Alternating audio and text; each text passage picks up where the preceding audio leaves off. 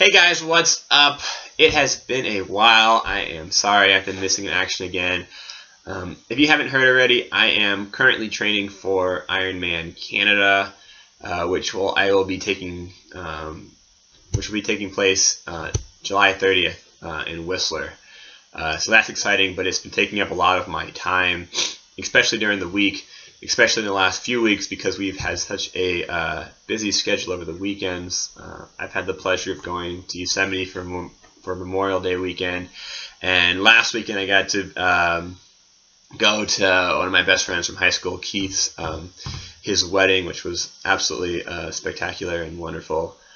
And this weekend, my girlfriend Rachel, her college friend is having a wedding in Minneapolis, so we're out to Minneapolis this weekend. So I'm not being able to get the training in during the weekend, so I've been trying to really do it during the week, and it's hard to always do these videos, but I'll try to be better about it going forward. Last week I talked about single leg balance.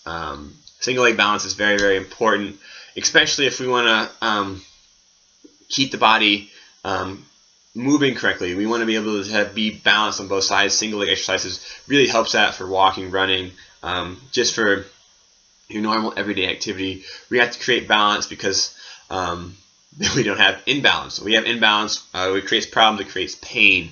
When we have pain, we're not happy. And I know this from experience. When I'm in pain,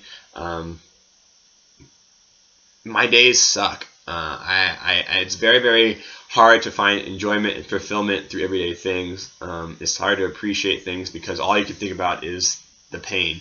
So one of my biggest goals and one of my biggest things as a trainer and just to help everyday people is figure out ways for them to get out of pain. And a lot of times that comes from moving correctly or being able to move correctly. And that's where I want to kind of stay on the topic of balance, and this is kind of more overall general balance for the body. So I'm not going to do any exercise demonstrations today.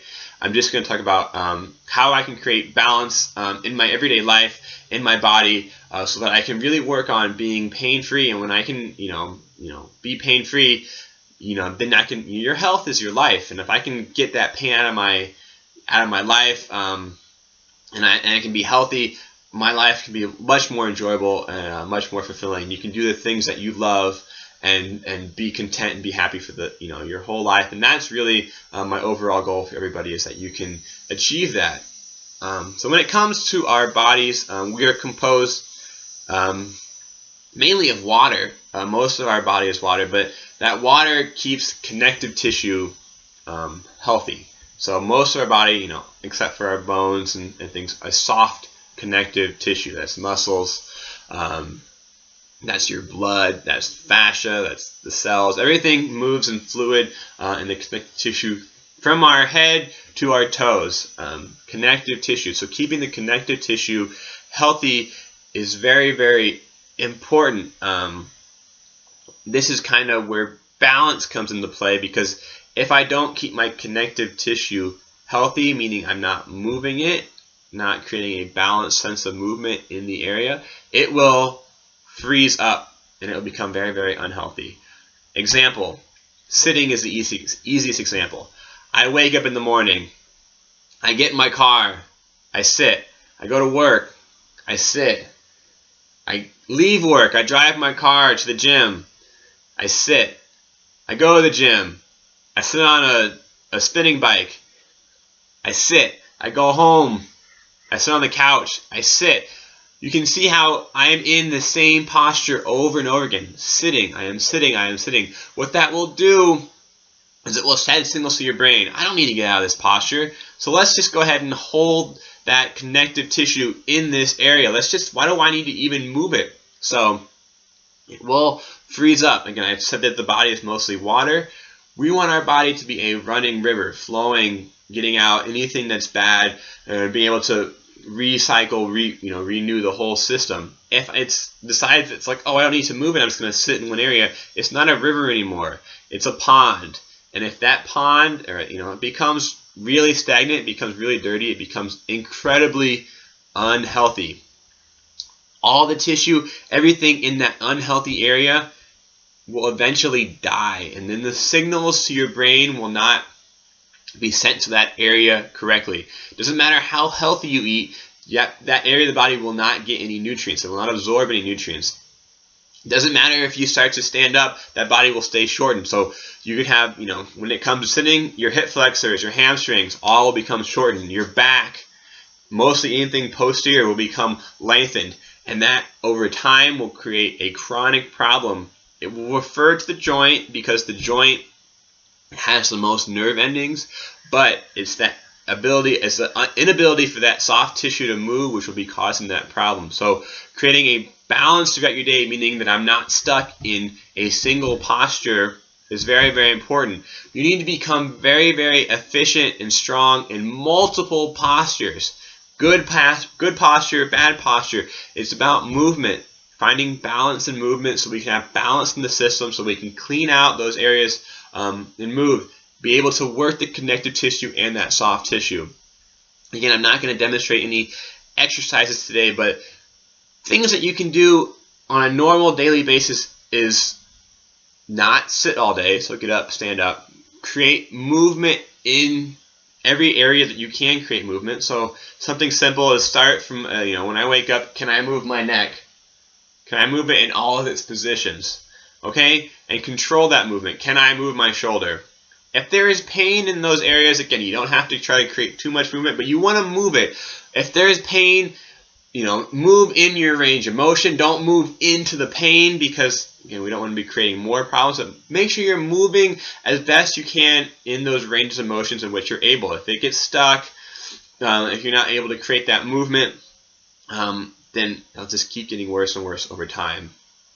Second, start to work that soft tissue in a massage-like technique. So this is self-myofascial release, kind of a massage technique. Get yourself a foam roller. Get yourself a nice soft, something like I have this nice rubber ball or a tennis ball that you can use.